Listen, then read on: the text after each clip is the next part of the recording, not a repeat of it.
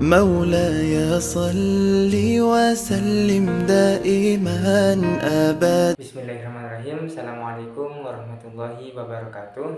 Saya Muhammad Firmansyah dari Fakultas Ekonomi dan Bisnis Islam, Prodi Ekonomi Syariah dengan NIM 2021 100290749 akan menanggapi video dari Gus Dr. Abdul Wadud Nafis LCMI mengenai prinsip dasar ekonomi Islam.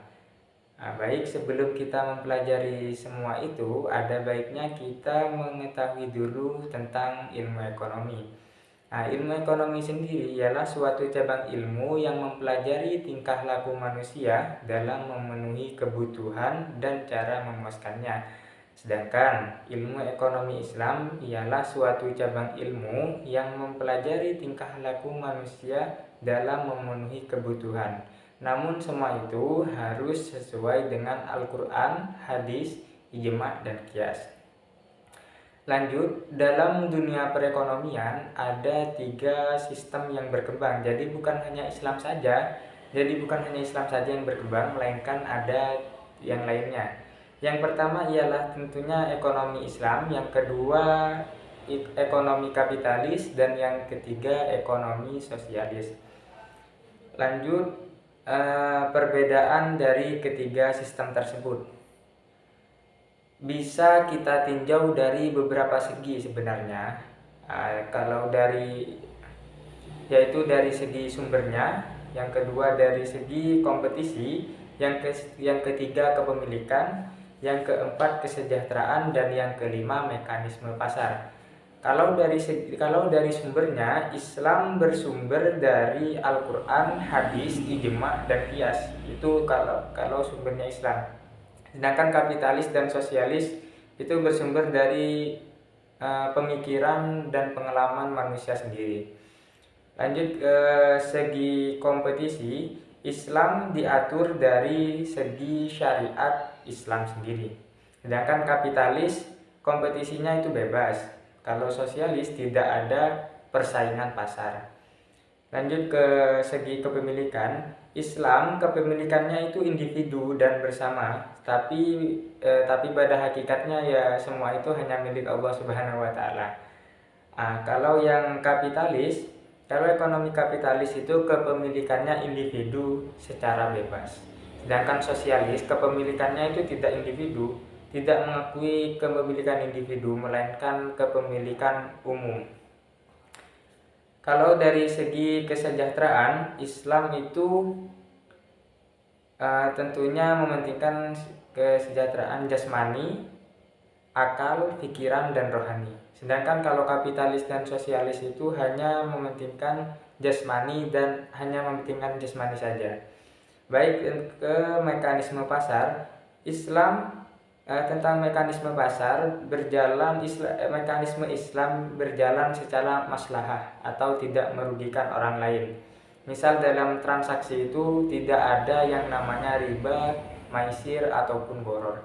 Sedangkan kalau kapitalis itu mekanismenya bebas, dan kalau sosialis itu diatur oleh pemerintah.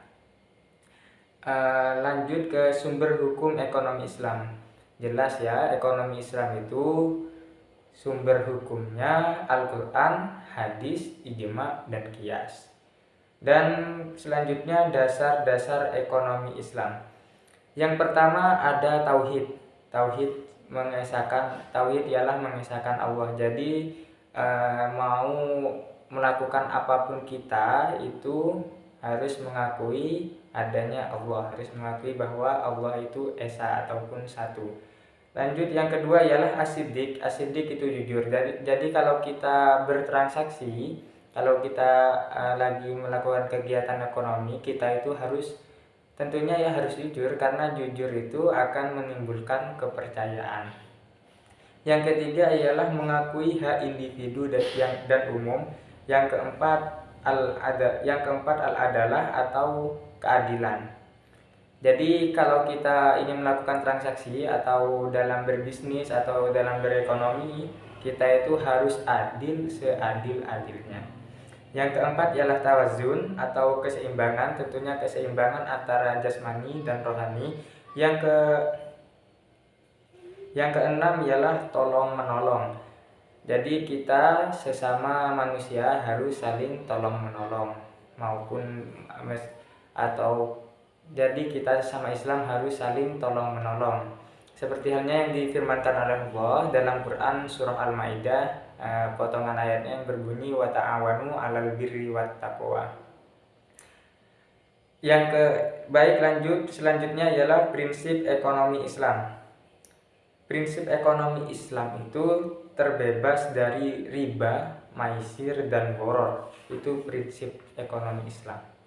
Lanjut ke ekonomi Islam. Ekonomi Islam sendiri memiliki 8 karakteristik. Yang pertama ekonomi Islam terikat oleh akidah, syariat, dan akhlak.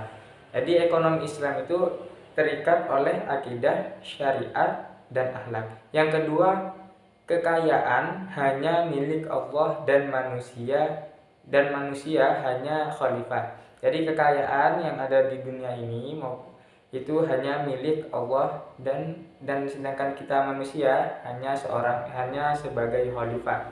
Yang ketiga, dilarang melakukan transaksi yang mengandung riba, maisir, dan juga gharar. Yang keempat ialah keadilan dan keseimbangan. Yang kelima, keseimbangan antara kerohanian dan kebendaan. Yang keenam ialah bimbingan konsumsi. Yang ketujuh ialah petunjuk investasi, dan yang kedelapan ialah zakat.